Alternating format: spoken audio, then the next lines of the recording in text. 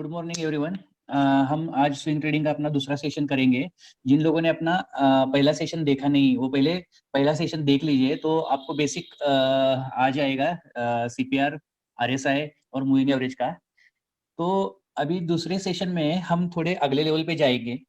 पहले सेशन में हमने क्या देखा था कि अगर तीन सीपीआर असेंडिंग ऑर्डर में हो, यानी कि ए पहला ए दूसरा, तो अपन ये तीसरे में एंट्री कर सकते हैं अगर कोई कैंडल सीपीआर पे सपोर्ट ले रहा हो तो उस हिसाब से हमने पिछले सेशन में बहुत सारे ट्रेड देखे और उस स्ट्रेटजी पे हमने बहुत सारे ट्रेड भी किए और मोस्ट ऑफ टाइम अपना स्टॉप लॉस हिट होने का चांसेस उसमें नहीं होता।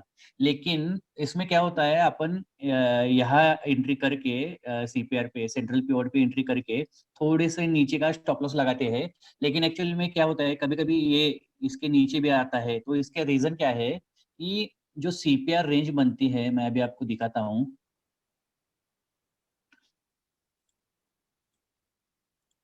एक्चुअली ये सीपीआर की रेंज इतनी होती है और अपने को स्टॉप लॉस इसके नीचे का लगाना होता है। तो इस हिसाब से अगर आप देखेंगे तो मोस्ट ऑफ टाइम ये देखिए, इसके नीचे आने के चांसेस उसके कम रहते हैं।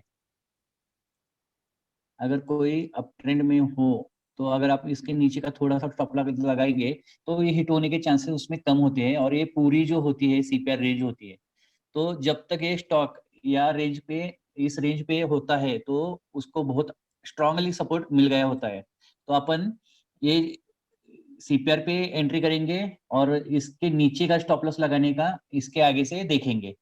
तो थोड़ा स्टॉप लॉस बड़ा रहेगा लेकिन एकदम सेफ रहेगा। आप ये स्टॉक में भी देख लीजिए, ये देखिए टाटा स्टील, इसमें तो अच्छा खासा वर्क किया है। लेकिन अगर आप इसका भी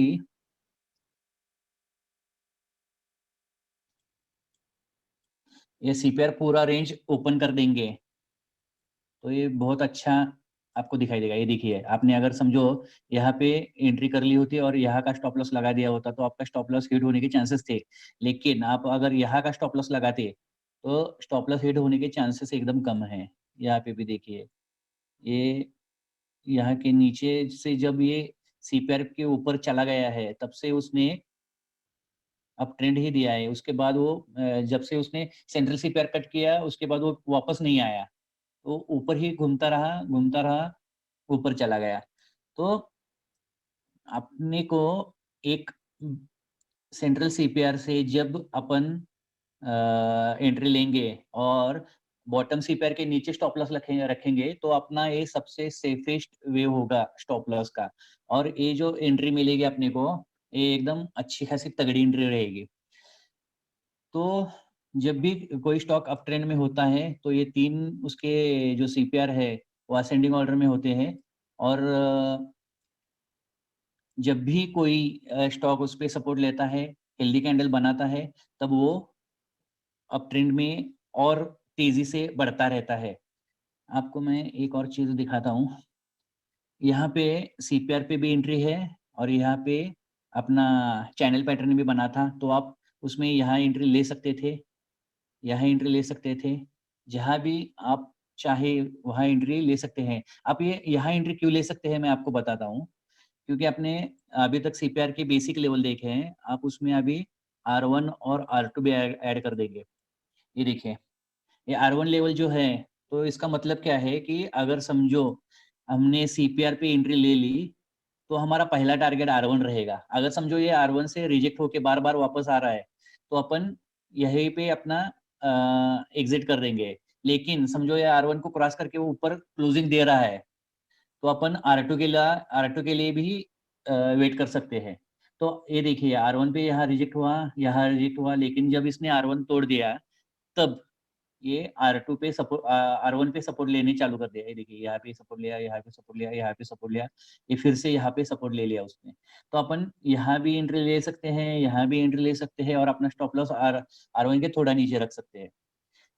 तो इस प्रकार अपन, अगर आपको candle to candle stop loss trail नहीं करना, जो हमने पिछले वीडियो में देखा था अपने पिछले सेशन में, तो आप इस प्रकार भी कर सकते हैं। कैंडल टू कैंडल में क्या होता है, कभी कभी यहाँ पे भी कैंडल आपकी हिट हो गई तो आप यहाँ से निकल जाएंगे। लेकिन इस स्विंग में अगर आप रुकना चाहते हैं थोड़ी और टाइम के लिए और पूरा प्रॉफिट लेना चाहते हैं तो इस प्रकार आप कर सकते हैं कि R1 अपने सीपीआर सेंट्रल सीपीआर पे एंट्री ले लो, यहाँ का स्टॉप लॉस लगा लो और जब तक ये R2 ना तोड़े तब तक R1 ना तोड़े तब तक वेट करो। R1 तोड़ने के बाद अपना स्टॉप लॉस यहाँ कुछ लेके रख दो और ये यहाँ ट्रेड करता रहेगा, तब अपना स्टॉप लॉस इसके नीचे रहेगा, R1 के थोड़ा सा नीचे। तो जब भी ये यहाँ घूमता रहेगा, ये अच्छा खासा सपोर्ट लेता रहेगा और जब ये सपोर्ट लेके R2 तोड़ देगा, तब अपना स्टॉप लॉस यहाँ आएगा। यहाँ अपन स्टॉप लॉस जब ये R1 पे R2 तोड़ के R2 पे सपोर्ट लेगा, तब अपना स्टॉप लॉस R2 के नीचे आ जाएगा। तो इस हिसाब से अगर आप ट्रेडिंग करोगे, तो स्विंग ट्रेडिंग में आप अच्छा खासा प्रॉफिट बनाने लगोगे। इसमें क्या होगा, आपका स्टॉप लॉस बड़ा रहेगा और आपका टारगेट उससे बहुत बड़ा रहेगा। 1:3 या 1:4 का आपका इस ट्रेड में रहेगा। लेकिन इसके लिए आपको 2-3 दिन में टारगेट अचीव नहीं होगा। इसके लिए कम से कम आपको एक 8-10 दिन मिनिमम लगेंगे, तभी आपका इसमें टारगेट अचीव होगा। और ये अपना जो सीपीआर का जो कंसेप्ट है, बहुत सारे लोगों को लगता है कि सीपीआर बेसिकली एक इंडिकेटर है और एक्चुअली इंडिकेटर और प्राइस एक्शन अलग-अलग होंगे, तो ऐसा नहीं है। इसमें क्या है, अपना जो सीपीआर है, वो प्राइस एक्शन इंडिकेटर है और वो जब भी सीपीआर पे सपोर्ट लेता है, तभी आप यहाँ प्राइस एक्शन फॉलो होती ही है। जैसे कि यहाँ देखो कि सीपीआर पे इसने ये सपोर्ट लिया है, इसने यहाँ स्पिनिंग टॉप कैंडल बनाई है। Spinning top candle trend reversal candle है और प्राइस एक्शन में जब भी स्पिनिंग टॉप सपोर्ट ज़ोन में सपोर्ट लेती है और वो कोई कैंडल उसका हाई ब्रेक करती है, तब उसमें एंट्री बनती है अकॉर्डिंग टू प्राइस एक्शन। और यहाँ और देखेंगे आप तो ये दोनों कैंडल मिला के यहाँ पे बुलिश हरामी कैंडल बनती है। ये भी प्राइस एक्शन की कैंडलस्टिक पैटर्न है। इसमें भी आप एंट्री कर सकते हैं जब कोई कैंडल ये ग्रीन कैंडल का हाई ब्रेक करे, तब आप उसकी आपकी उसमें एंट्री बनती है। तो इस हिसाब से अपन प्राइस एक्शन के साथ जा रहे हैं, लेकिन सीपीआर जो है ये अपने को स्ट्रॉन्ग सपोर्ट देता है, इसलिए अपन जब भी कोई कैंडल उस पे सपोर्ट लेती है तभी एंट्री करते हैं। इसमें कल मैंने एक ट्रेड लिया था एडपेरी में, मैं आपको बताता हूँ उसमें ट्रेड क्यों लिया था।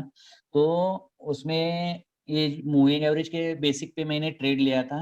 मैं आपको एक्चुअली सजेस्ट करता हूँ कि मूविंग एवरेज पे मत लो, लेकिन कभी-कभी क्या होता है, मूविंग एवरेज पे अगर कोई स्ट्रॉन्ग कैंडल बनती है तो उसमें ट्रेड लेने में कोई प्रॉब्लम नहीं होता। लेकिन मैंने ये थोड़ा रिस्की ट्रेड लिया था। ये रेड कैंडल पे समझो मैंने कोई एंट्री बना ली और इसके नीचे का स्टॉप लॉस लगा दिया। ऊपर अपना सीपीआर है, तो अपन उसमें सीपीआर ब्रेक करने तक वेट कर सकते हैं और सीपीआर के उसमें अगर ऊपर क्लोजिंग दे दी, तो अपन R1 के लिए रुक सकते हैं।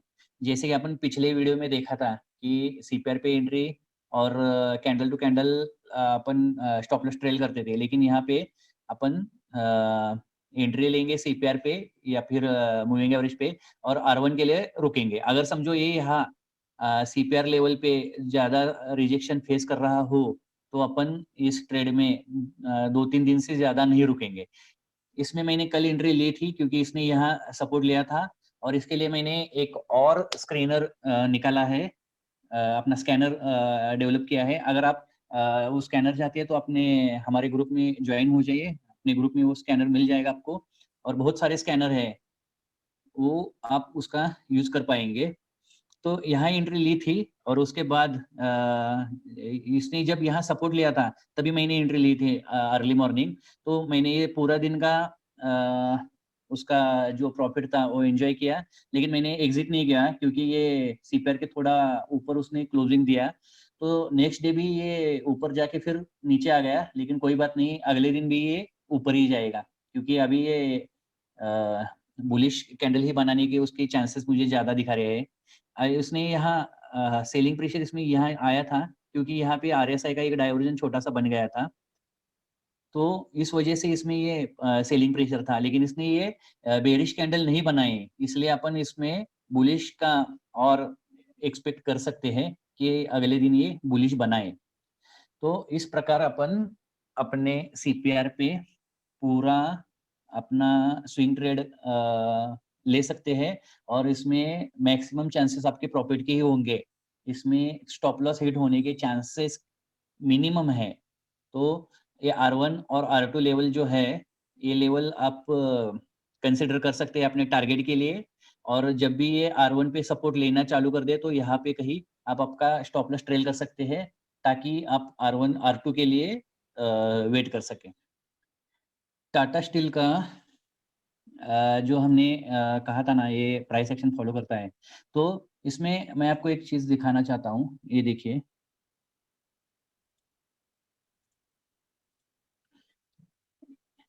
ये जो कैंडलस्टिक पैटर्न है ना, ये है स्पिनिंग टॉप, जो मैंने कहा था, आप स्पिनिंग टॉप पे एंट्री ले सकते हैं, ट्रेंड रिवर्सल है। यह देखिए, ये है बुलिश हरामी कैंडलस्टिक पैटर्न। इसको कभी-कभी कोई लोग मदर बेबी भी बोलते हैं, कोई लोग कुछ अलग-अलग नाम देते हैं, लेकिन ये बुलिश हरामी पैटर्न है कैंडलस्टिक का। तो हम जो एंट्री लेते हैं, वो प्राइस एक्शन के बेसिस पे ही होती है एक्चुअली, लेकिन अ, हम उस पे उतना ध्यान नहीं देते, लेकिन वो प्राइस एक्शन फॉलो करती ही करती है।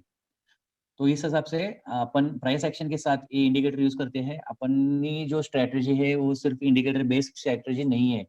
प्राइस एक्शन में होता क्या है कि सपोर्ट पे अगर कोई ट्रेंड रिवर्सल कैंडल बने, तो उसमें एंट्री लो और रेजिस्टेंस पे कोई बेरिश ट्रेंड रिवर्सल कैंडल बने, तो उसमें एग्ज़िट करो या फिर शॉर्ट करो। उस हिसाब से अपनी ये स्ट्रैटेजी डिपेंड है। देख लीजिए, ये अपना स्विंग ट्रेडिंग का दूसरा यहाँ पे एक वीडियो खत्म होता है। अगला वीडियो अपना बीटीएसटी का बनेगा। आप हमारे चैनल को लाइक कीजिए, सब्सक्राइब कीजिए, ताकि हम आपको अच्छे-अच्छे वीडियो दे सकें। Thank you.